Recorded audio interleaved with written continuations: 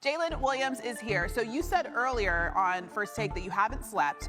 How was Bricktown? How was the celebration? What have you been doing? Everything that you can imagine when you win a championship. And I'll let everybody decide with that. Okay, but I want to be very clear because you also said earlier that you don't like champagne. So what is the vibe? Like, what are you doing when you win a championship specifically?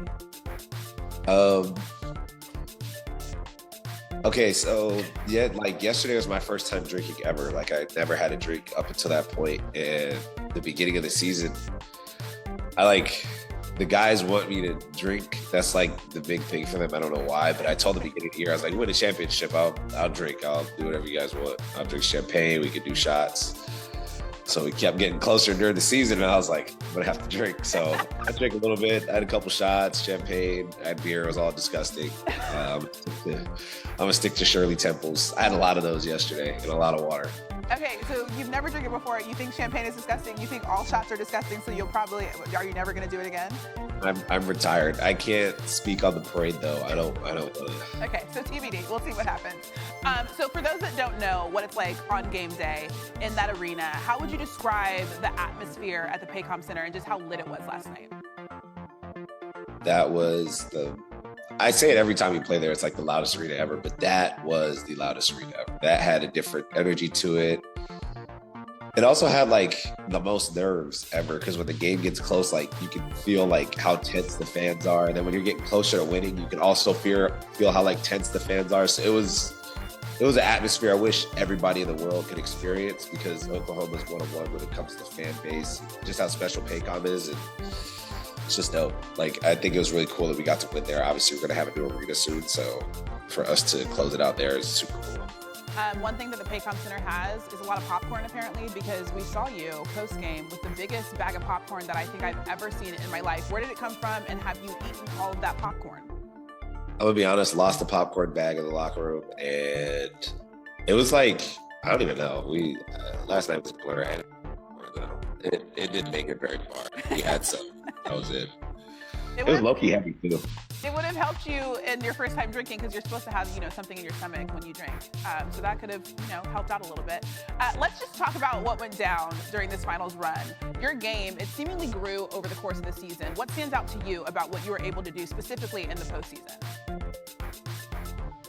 What's standing out right now is at 40 in the finals. That's pretty cool. But just overall, I just kept finding myself and I just try to get better every game throughout the season and don't take moments for granted. So when I get these opportunities, it's not something foreign. And also just have the confidence to, if I fail, get back up and try again and not be discouraged. So that's been the biggest thing for me. I think that's kind of evolved my game. Yeah, and it's certainly been working out. I do want to talk about your MVP. Is there something that we don't know about SGA that exemplifies just the type of player and person that he is? Honestly, you guys probably saw it yesterday with just how he kind of introduced me to his trophy and just how he kind of keeps the whole team in it. I think from a leader standpoint, that's where he's grown up, I guess, for lack of better words. He's just gotten way better as a leader. He understands how to motivate our team without saying anything and keeping us involved. And he also gives us a lot of credit. Even when we're not at our best, he takes the fall for a lot of times when we fell short. He played well. And yeah, he's just a good leader. He's just grown up in that regard. It makes it really easy to want to play with him and for him. One thing that we also saw SGA do was when Tyrese went down, the arena obviously was very quiet. As a spectator, it was very tough to watch. SGA went over to Tyrese, kind of patted him on the back as he was on the ground. What was it like for you as a player? What went through your mind in that moment?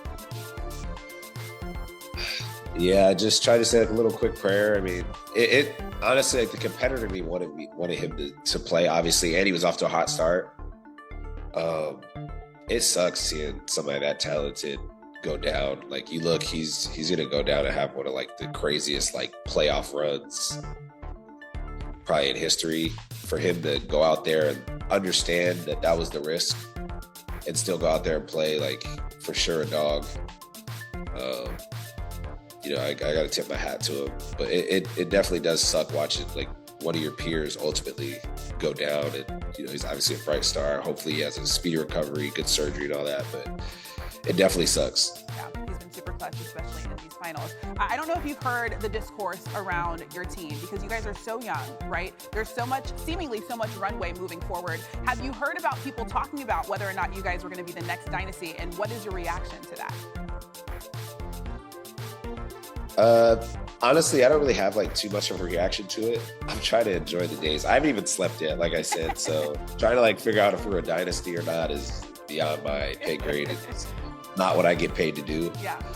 But I think looking ahead ruins the moment that you're in right now. So we're just enjoying this. Yeah. And we'll be ready whenever the next season comes. But definitely, we're about to have our first parade. Yeah. Everybody on the team is going to be their first parade. AC didn't get a parade because of COVID. So that's what we're looking forward to right now. Okay, so I want to talk about something that's very important.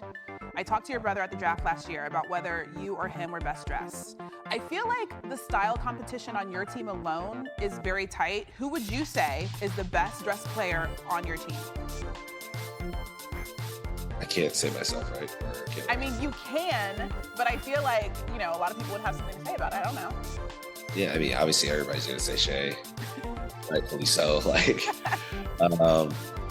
I don't know. I'm up there. We have a very well-dressed team. You have Wiggs, Lou, Hart, Chet when he decides he doesn't want to wear a tech fleece, J. Will when he doesn't want to wear a tech fleece. So we got a good group of good dressers. Alex Dukas is another good one. AJ Mitchell. You guys don't really get to see a lot of them, but we got guys that can dress on the team for sure. So it's like some friendly competition, especially when we go shop. But if I had to give somebody the MVP, who would you give it to? Yourself? I'm just gonna give it to Shay. I mean, he's got all the MVPs. He wins it all. Okay, so you might as well just get another one. Start breaking news this afternoon. Tyrese Halliburton suffered a torn right Achilles tendon, sources told ESPN's Shams Charania. Halliburton had been playing with a right calf strain, and after helping the Pacers roll in Game 6 to force Game 7, he hit 3 3-pointers before going down in the first quarter last night. We need a tie up there, and he's been good for us all year. And for him to go down, getting a game like that, it's like it sucked the soul out of us. I ain't gonna say out of everybody, but I don't feel like I played good because I was thinking about it the whole day, and I felt like it was my fault. Yeah, that's rough. NBA analyst Marquise Morris is with us now. So the Pacers, they lose the game, and they lose Tyrese Halliburton in the first quarter with that Achilles injury. You've been on a team when a teammate had a calf injury, when AD, Anthony Davis, had a calf strain in 2021. What are those moments like? Those are always tough moments with just like a player going down mid-game, right? And then Tyrese Halliburton's fashion, last game he played so well with the same injury, so you wanted to see more of that. He started this game off with great pace. He hit 3 threes early on, so it gave the team a lot of juice. And in that moment when it happened, I know it like Obi said, it sucked the life out of the team, right? Emotionally they still push forward, but when the head of your team, like what they call it, when the head of the snake goes down, it's really hard to figure things out on the move, right? Because they haven't played without him in a long time. He's been in the entire playoffs. Obviously, he was hurt